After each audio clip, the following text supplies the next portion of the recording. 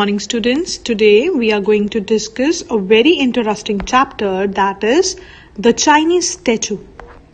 Now let's discuss the objectives of this session. Children, by the end of the session you will be able to understand the story of the chapter, the Chinese statue. And children, you will also be able to understand the themes and setting of the chapter. Now children, let's talk about the author. The author of this chapter is Geoffrey Archer. Children, he is a renowned English author and former politician. He was born on April 15, 1940 in London, England. So children, this chapter, The Chinese Statue, it is an interesting story taken from Geoffrey Archer's collection of short stories, A Quiver Full of Arrows, published in 1980. And children, it is a story about a statue which was brought to London by Sir Alexander from China when he was posted there as an ambassador. Each of Sir Alexander's heirs kept the statue as an heirloom until his descendant Alex had to sell it, and in the process of doing so, he found a surprising information about the statue. Now children, let's talk about plot development. The story begins in an auction room at Sotheby's for auctioning a Chinese statue. So children, in the beginning of this story, we'll see that a Chinese statue was put up for sale at Sotheby's auction house. Then we'll see narrator. He gets interested in knowing how the Chinese statue reached the auction room. So children, we'll see that the narrator of the story, he decided to do some research to discover what had caused the little Chinese statue to find its way into the auction room after more than 100 years. The statue was brought to London by Sir Alexander Heathcote from China when he was posted there as a British ambassador. So children, narrator, he found that Sir Alexander Heathcote, a British ambassador to China, was the one who brought the statue to London. Sir Alexander was quite interested in the art of the Ming dynasty, so he took his appointment as an ambassador as an opportunity to study first-hand the Ming dynasty through their statues, paintings and drawings, which he had previously been able to admire only in books. On one such journey, he came across a statue of Emperor Kang. It was in the possession of an aging craftsman. Sir Alexander was wonderstruck by the beauty of the statue and unwittingly, means unknowingly, wished for the piece to belong to him. The craftsman was obliged to give it to him as a gift, following the old Chinese custom which forbade the one from saying no to an honored guest. So children, during his stay in China, Sir Alexander often travelled on horseback into the outlying district to learn more about the country and its people. During these trips, he was always accompanied by a mandarin who acted as an interpreter and guide. On one such journey, he went to a small village called Halishuan, at a distance of some 50 miles away from Peking. So, children, there, Sir Alexander, he chanced upon an old craftsman's workshop. And he entered the workshop to have a look at the delicate pieces of ivory and jade that were placed on the shelves from floor to ceiling. And when craftsman came to know about his interest in Ming dynasty, he brought a statue that had been with his family for over 7 generations. The craftsman passed the piece over to Sir Alexander to study. The little ivory statue was a fine example of Ming dynasty art. It was a statue of Emperor Kang. Sir Alexander felt confident that the statue was the work of a great penku. He was sure that the statue must have been crafted around the turn of the 15th century. The statue's only blemish was that its base was missing. So, Sir Alexander was so fascinated with the statue that he could not stop himself from uttering, "How I wish the piece was mine." So, according to old Chinese custom, if an honored guest requested something, the giver would grow in the eyes of his fellow men by parting with it. Means the giver has to give it to the guest if the guest has demanded something. So, Since the statue had no base, the craftsman selected an ornate means highly decorated, ornate base from his own collection and fixed the statue on it. Sir Alexander reciprocated means to return in kind. Sir Alexander reciprocated the craftsman by getting a house built for him on the hill, where the craftsman had wished to live the rest of his life. So children, this statue was baseless. It was a baseless statue. So, following the Chinese custom, but with a sad look on his face, the craftsman, he decided to give the Chinese statue to Sir Alexander. As it was a baseless statue, so what he did, he brought an ornate base from his collection and fixed the statue on it. Then we'll see the Mandarin told Sir Alexander that according to the old Chinese custom, when a stranger has been generous, one must return the kindness within the calendar year. So somehow they came to know that this young Li wanted to live rest of his life on a hill. So Sir Alexander reciprocated the craftsman by getting a house built for him on the hill. From Sir Alexander, the statue passed on to his heirs, who kept it safely as per his will. Alex Heathcote, Sir Alexander's great-great-grandson, brought the statue to Sotheby's to auction, the family heirloom, to settle his gambling debt. So children, after completing his term in China, Sir Alexander retired to his native place in Yorkshire. Sir Alexander wrote a long and detailed will. He bequeathed the Chinese statue to his first son, requesting him to do the same, in order that the statue might always pass to the first son or daughter. He also made a provision that the statue was never to be disposed of unless the family's honor was at stake. So children, this statue, it remained with Sir Alexander's heirs for generations until his latest descendant, that is Alex Heathcote. Due to his habit of gambling, he decided to sell it. He cleared off his debts. So in this way, he brought this statue to Sotheby's to auction it. Alex was surprised when he was told that the statue was fake and worth only £700, but he was told that the base was a genuine piece of art. The narrator bought the statue for 720 guineas and an American gentleman bought the base for 22,000 guineas. So children, Alex Heathcote discovered to his shock that the statue was fake and only a copy of the original. However, the base of the statue was a genuine work. At the auction, the narrator bought the statue for 720 guineas and the base, it was acquired by an American gentleman for 22,000 guineas. Now children, let's discuss the setting of the story. The story, the Chinese statue, is set at two different locations and at two different time periods. In fact, the story follows the technique of story within a story, which is also termed as nested fiction. So children, we'll find that this Chinese statue, it is held at two different locations and the two different time periods are discussed in this story. And the story actually follows the literary device known as nested fiction. So children, in such a literary device, the outer story or the frame story does not have much matter and the bulk of work consists of or more complete stories called the core stories. So children, we'll find that the outer story or the frame story does not have much to convey, but the inside story, the bulk of the work we'll find will be in the inside story, in the core story, which is narrated by the character in the outer story. There is often some parallel between the two stories and the fiction of the core story is used to reveal the truth in the outer story.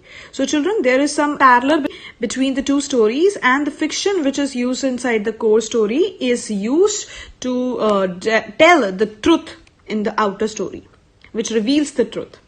And in this story, children, the frame story involves the incident that happens at Sotheby's auction house, where an auction of specimen number lot 103 of a delicate piece of ivory is being made. So children, the frame story is when we'll see at Sotheby's auction house, one auction was going on of lot 103, which was a delicate piece of ivory The catalogue that narrator studied read that the statue had been purchased in Halleswan in 1871 and was the property of a gentleman. So children, the catalogue of this piece of ivory tells that this statue was actually purchased in 1871 in Halleswan, and it was actually the property of a gentleman. That makes the narrator anxious to know the details about the statue and its owner, and leads him to do some research which forms the content of the core story. So children, this Sir Alexander Heathcote, who was interested in Ming dynasty, he once went to village Halleswan, and there he met a craftsman who showed him a statue of Emperor Kang.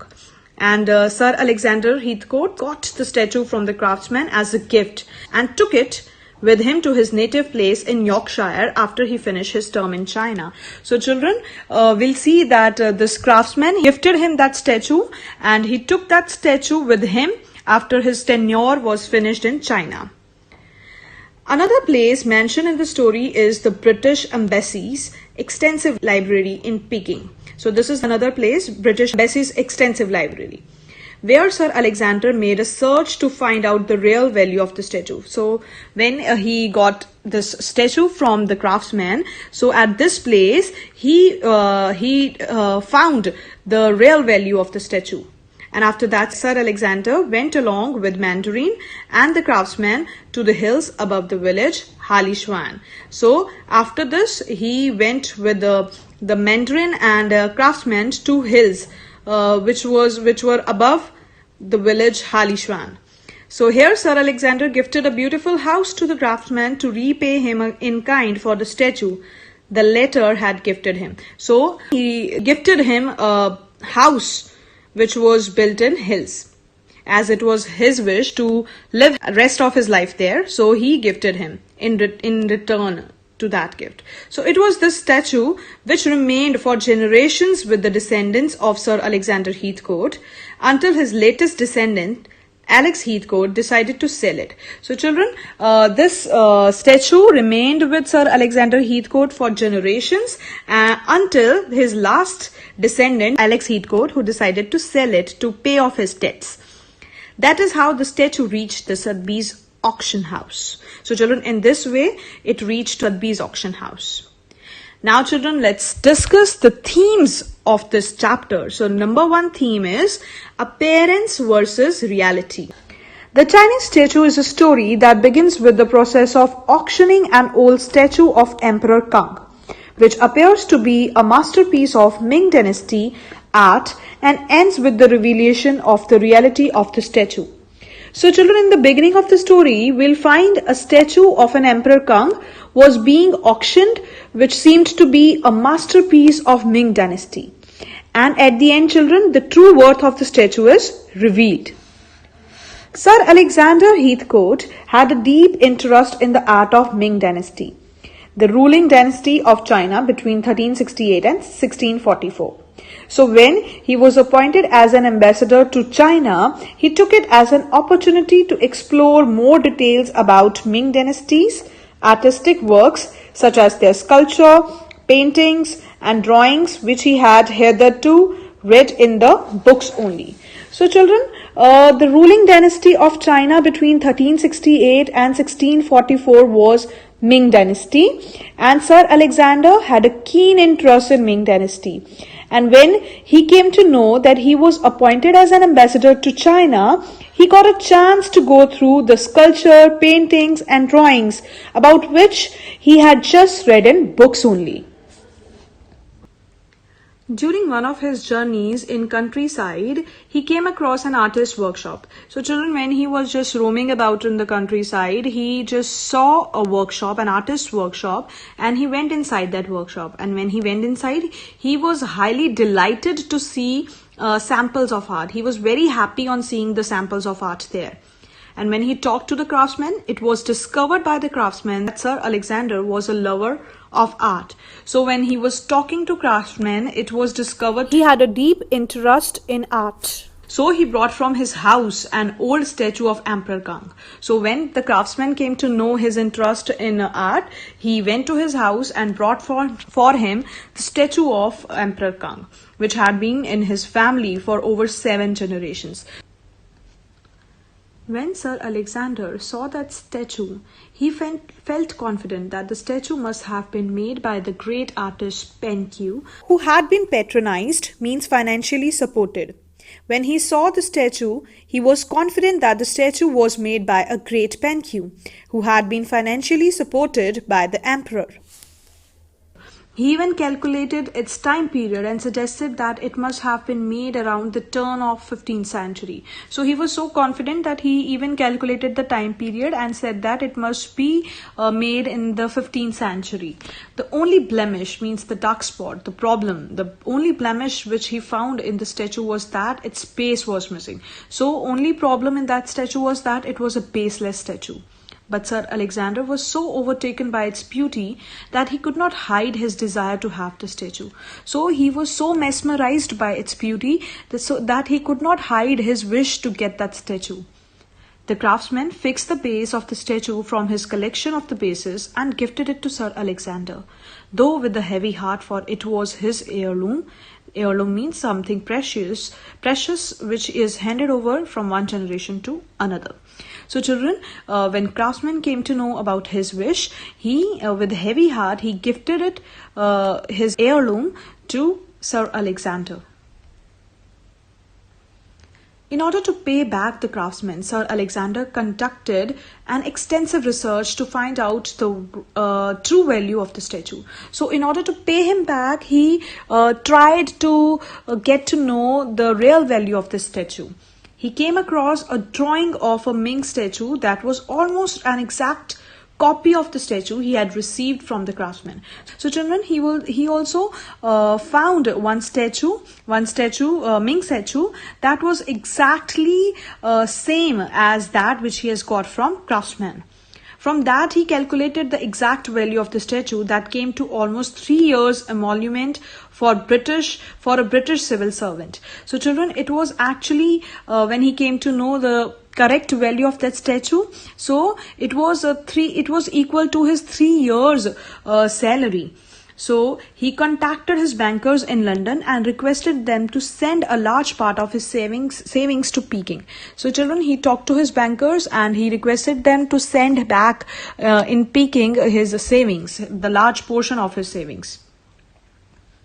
He also employed his Mandarin to find out the details about the craftsman. So he employed Mandarin to find out the details of this craftsman.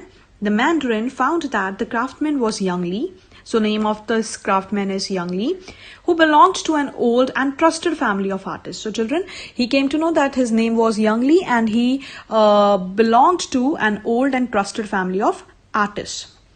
Young Li, who was growing old, wanted to settle down in the hills above his village where his ancestors had always died. So the only wish of Young Li was to die in the hills, to live rest of his life in the hills, which was above his village, Halishuan. So he wanted to die there only, as his ancestors had died there. Sir Alexander repaid the craftsman by gifting him a beautiful house which he got constructed for him on the hills. So he repaid him by constructing a beautiful house there above the hills. Sir Alexander, on completing his term in China, brought the statue with him to London and kept in his drawing room for all to see and admire. So when his tenure in China was completed, he came back to London with the same statue and he kept that statue in the drawing room so that all could see and admire that piece. In fact, Sir Alexander was so fond of this piece of art that he wanted it to remain with his family. So children, he was so fond of this art, this piece of art, that he wanted it to pass to his generations. So in his will, he bequeathed, means left, the statue to his eldest son. He made a provision that it should be passed on to the next generations and nobody would be able to sell it except if the family's owner was at stake. So children, he made a will And in that will, he had he left this statue to his eldest son, and he made a provision that it should be passed on to the next generations, and nobody would be able to sell it except. So he says that in that will, he has written that nobody would sell it except if the family's honor was in danger or at stake. The statue, regarded as an heirloom of Heathcote's, remained with the descendants of Sir Alexander for over 100 years. So children, it was the heirloom of Heathcote's, and it was with them, it was with with Heathcote's for over 100 years. With his generations, it was with them for 100 years. And his latest descendant, that is Alex Heathcote, when faced with financial crisis, decided to sell it and took it to Sotheby's auction house. So children, when this statue was with the latest descendant, that is Alex Heathcote, when he faced financial crisis, he decided that he would sell it. So he reached to Sotheby's auction house. The head of the Oriental department at Sotheby's, by having just a cursory glance, was confident that the statue was the work of Penque. Cursory means quick. So children, when the head of this Oriental department, he had a quick glance at the statue, he was sure that it was a piece of Penque. It was a work of Penque. However, later on it was discovered that the statue was fake. So later on it was discovered that the statue actually was fake, probably about 250 years old, a copy of original. So it was revealed by the end that it was a copy of the original. It was just 250 years old.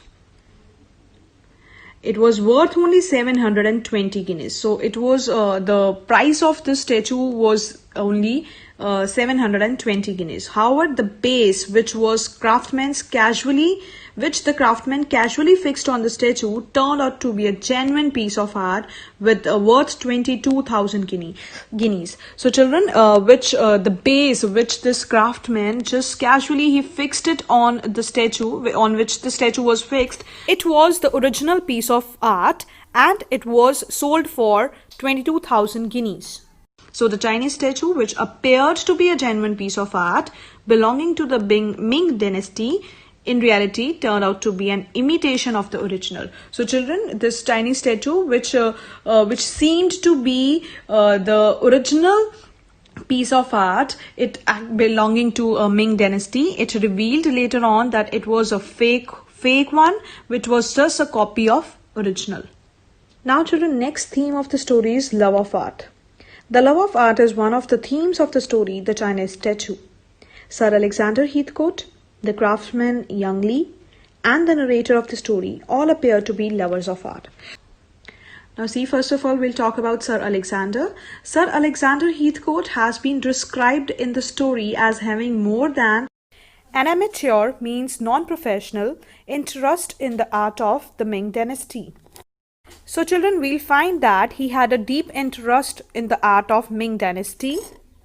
This is depicted throughout the story, children. And first, when he got an appointment as British ambassador to China, he was delighted because he would be able to get first-hand experience of Ming dynasty's art in its natural habitat. So children, he got very much happy when he came to know that he was appointed as a British ambassador to China, because he would get an opportunity to have a glance, to get a first-hand knowledge of Ming dynasty's art. And children, second, during his term of 3 years, he took no leave, used that time to travel to the Chinese countryside and discover more about their art. So children, during his tenure of 3 years, he didn't take any leave, and he used all his time to explore the Chinese countryside and discover more about their art. Third, his knowledge and love of Ming dynasty's art is acknowledged by an old craftsman, Young Li, when the latter talked to Sir Alexander. So children, when he talked to Young Li, the craftsman, he also come to know about his knowledge, his love for Ming dynasty. He also acknowledged his love and knowledge of Ming dynasties. Fourth, Sir Alexander was mesmerized to see the beautiful statue of Emperor Kang, which Young Li showed him. So Sir Alexander, he was very much fascinated by that statue when it was shown to him by Young Li. His mouth opened wide and he could not hide his excitement on seeing the statue, which he was sure must have been made by the great artist Pen Q by the turn of the 15th century. So children, his mouth opened wide and he could not hide his excitement when he saw that statue, and he said that the statue must be made by the greatest artist Pen Q and it must be of 15th century. And in fact, Sir Alexander was so enamored by the beauty of the statue that despite his knowledge and love for Ming Dynasty's art, he could not make out that it was an imitation of the original. So children, he was so much fascinated by this beauty, the beauty of the statue, that though he had a good knowledge of Ming Dynasty, he was not able to come to know that it was a fake statue. It was just a copy of the original statue.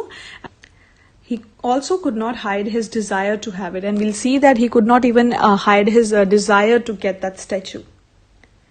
Fifth, Sir Alexander admired Young Li for his own art and his kind act of gifting him his family's heirloom. So children, Sir Alexander, he admired Young Li for his own art, and his kind act for gifting him his family's heirloom. Means he gifted him his family's heirloom. For this also he admired him. He made all the efforts to repay the craftsman and show his gratitude for the artist in him. So children, he tried all the ways to repay him for his kindness, and he showed his gratitude, his thankfulness for the artist in him. Finally, Sir Alexander was so possessed about that piece of art that he did not want that it should be away from his family.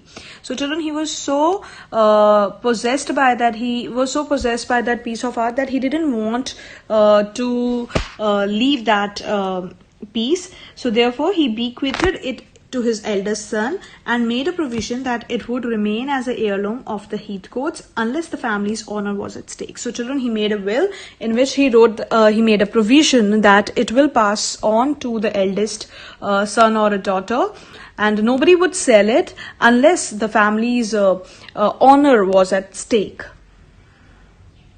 Now children, next is Young Li. Young Li was a craftsman who belonged to the old and trusted family of Yangshao, who had for some 500 years been craftsmen. So children, Young Li, he belonged to the family of Yangshao, and for some 500 years they have been craftsmen. And many of his ancestors' works were displayed in the palaces of the Manchu princes.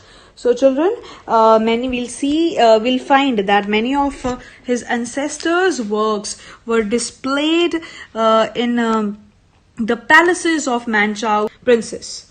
So Young Li himself was a skilled craftsman. When Sir Alexander visited his workshop, he was filled with admiration for Young Li's skill as an artist. So we'll see that this Young Li, he was a skilled craftsman. And when we'll see that this Sir Alexander, he visited his workshop, he was filled with admiration because he was actually a skillful artist. On seeing his skills, he was full of admiration. He kept on looking and admiring the pieces of art for over an hour.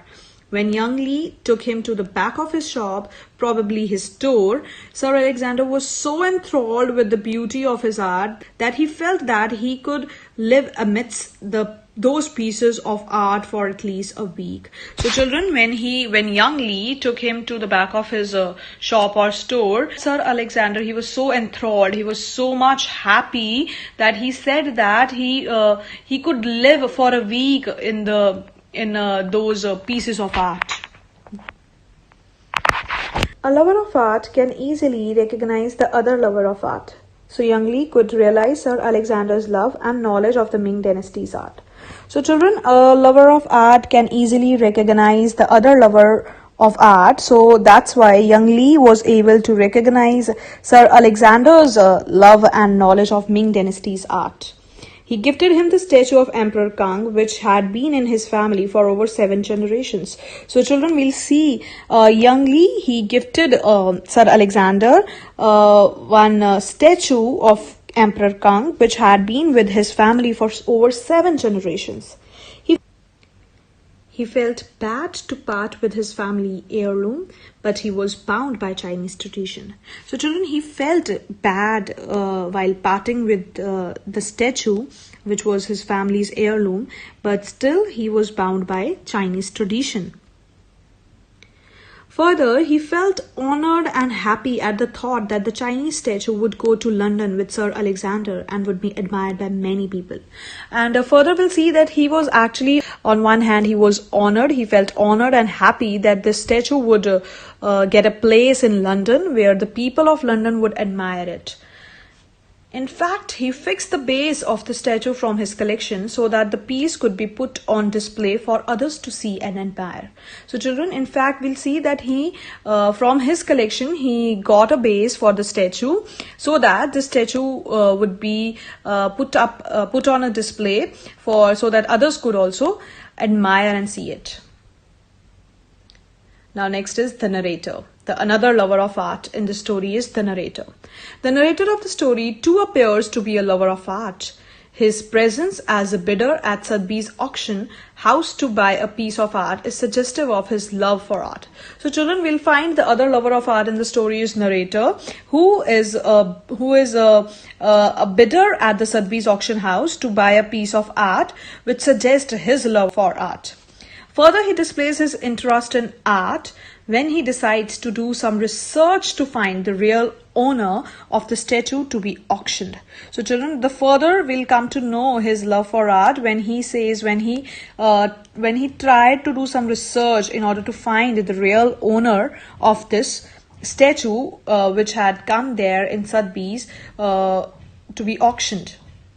Now children, this is your homework time. Revise the summary, setting and themes which we have discussed today in this session. This was all about today's session, children. Thank you so much.